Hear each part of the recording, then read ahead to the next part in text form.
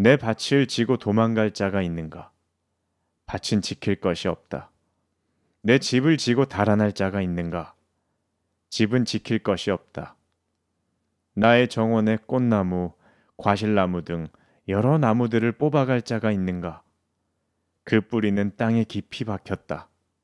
대체로 천하의 만물이란 모두 지킬 것이 없고 오직 나만은 지켜야 하는 것이다.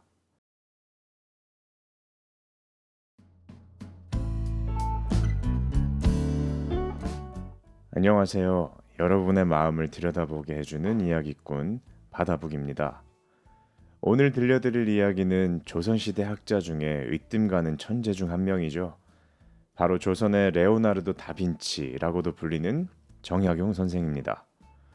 요즘도 마찬가지인지는 모르겠습니다만 예전엔 공무원, 즉 관료사회에 이른바 왕도라는 것이 있었습니다.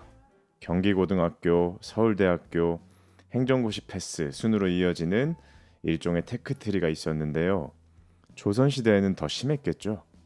그런 엘리트 코스를 모두 밟고 임금의 총애 속에서 성공 가도를 달리다가 결국 정약용 선생의 집안은 유배 생활을 하게 됩니다. 그곳에서 젊은 날을 회상하면서 가장 중요하게 지켜야 할 것이 무엇인가 하는 질문에 정약용 선생의 큰 형이 본인의 공간을 자신을 지키는 곳이라는 뜻을 가진 수호제로 명명하는 것을 봅니다. 이를 통해 느끼는 것을 기록한 짧은 글인데요. 수호제기라는 글입니다. 같이 한번 들어보시죠.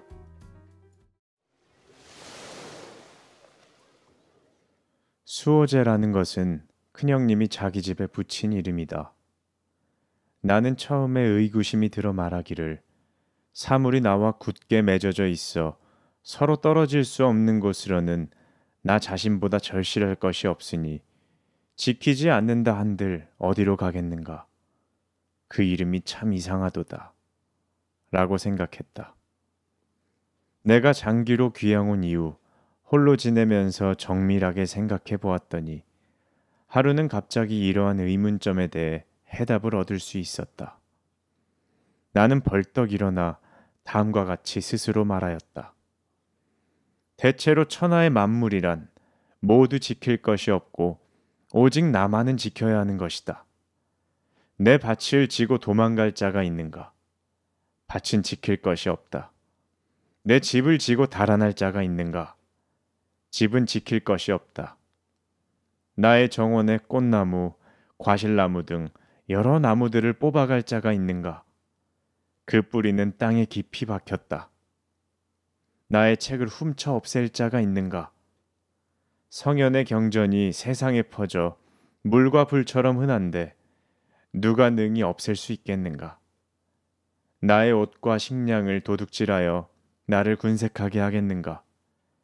천하의 실이 모두 내가 입을 옷이며 천하의 곡식은 모두 내가 먹을 양식이다. 도둑이 비록 훔쳐간다 하더라도 한두 개에 불과할 것이니 천하의 모든 옷과 곡식을 없앨 수 있겠는가? 그런즉 천하의 만물은 모두 지킬 것이 없다. 그러나 유독 이른바 나라는 것은 그 성품이 달아나기를 잘하여 드나듦에 일정한 법칙이랄 것이 없다. 아주 친밀하게 붙어 있어서 서로 배반하지 못할 것 같으나 잠시라도 살피지 않으면 어느 곳이든 가지 않는 곳이 없다. 이익으로 유도하면 떠나가고 위험과 재화가 겁을 주어도 떠나가며 심금을 울리는 고운 음악 소리만 들어도 떠나가고 새까만 눈썹에 흰 이빨을 한 미인의 요염한 모습만 보아도 떠나간다. 그런데 한 번 가면 돌아올 줄을 몰라 붙잡아 만류할 수 없다. 그러므로 천하에서 가장 잃어버리기 쉬운 것이 나 같은 것이 없다. 어찌 실과 끈으로 매고 빗장과 자물쇠로 잠가서 굳게 지켜야 하지 않겠는가? 나는 잘못 간직했다가 나를 잃은 자이다. 어렸을 때 과거가 좋게 보여서 과거에 빠져들어간 것이 10년이었다. 마침내 처지가 바뀌어 조정에 나아가 검은 사모에 비단 도포를 입고 미친 듯이 대낮에 큰 길을 뛰어다녔는데 이와 같이 12년을 하였다. 또 처지가 바뀌어 한강을 건너고 조령을 넘어 친척과 분묘를 버리고 곧바로 아득한 바닷가의 대나무 숲에 달려와서야 비로소 멈추게 되었다. 이때에는 나도 땀이 흐르고 두려워 숨도 제대로 쉬지 못하면서 나의 발뒤꿈치를 따라 함께 이곳에 오게 되었다. 나는 나에게 말하기를 자네는 무엇 때문에 여기에 왔는가? 여우나 도깨비에게 홀려서 끌려온 것인가? 아니면 해신께서 부른 것인가? 자네의 가정과 고향이 모두 초천에 있는데 어찌 그 본고장으로 돌아가지 않는가? 라며 말했다. 끝끝내 나라는 것은 멍한 채로 움직이지 않으며 돌아갈 줄을 몰랐다. 그 얼굴빛을 보니 마치 얽매인 곳이 있어서 돌아가고자 하나 돌아가지 못하는 듯하였다. 마침내 붙잡아서 함께 이곳에 머물렀다. 이때 나의 둘째 형님 좌랑공님께서도 그의 나를 잊고 나를 쫓아 남의 지방으로 왔는데 역시 나를 붙잡아서 함께 그곳에 머물렀다. 유독 나의 큰형님만이 그의 나를 잃지 않고 편안히 단정하게 수호제에 앉아 계시니 어찌 본디부터 지키는 것이 있어 나를 잃지 않았기 때문이 아니겠는가. 이것이 큰형님께서 그의 거실에 이름 붙인 까닭일 것이다. 큰형님께서는 항상 말하시기를 아버지께서 나에게 태연이라고 자를 지어주셔서 나는 오로지 나의 태연을 지키려고 하여 이것으로써 나의 거실에 이름을 붙였다고 하시지만 이것은 핑계대는 말씀이다. 맹자께서 말하시길 지킴이란 무엇이 큰가? 몸을 지키는 것이 크다. 라고 하였으니 그 말씀이 진실하다. 드디어 내 스스로 말한 것을 써서 큰형님께 보이고 수어제에 기로 삼는다.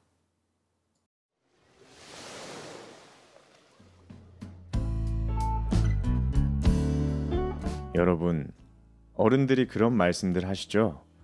건강이 최고다. 그거 잃으면 다 소용없다. 또는 가족의 화목이 가장 중요하지. 형제간의 우애가 가장 중요하지. 이런 식의 말씀들을 덕담 또는 잔소리로 하시곤 하죠. 저는 그런 말들이 소재가 건강, 가족, 형제라고 언급은 하지만 결국 계속해서 변하는 감정과 상황으로 둘러싸인 본인 자신을 지키고 싶은 게 아닐까라는 생각을 했습니다. 이런 걸 철학에서는 실존적 고민이라고 하던데요. 정약용 선생도 비슷한 고민을 했고 그 고민에 대한 감상이 저는 굉장히 인상적이었습니다. 이 글에서처럼 스스로를 지킬 수 있고 아낄 수 있는 연말이 되시길 바라면서 또 다른 이야기로 찾아뵙도록 하겠습니다. 이상으로 바다보기였습니다.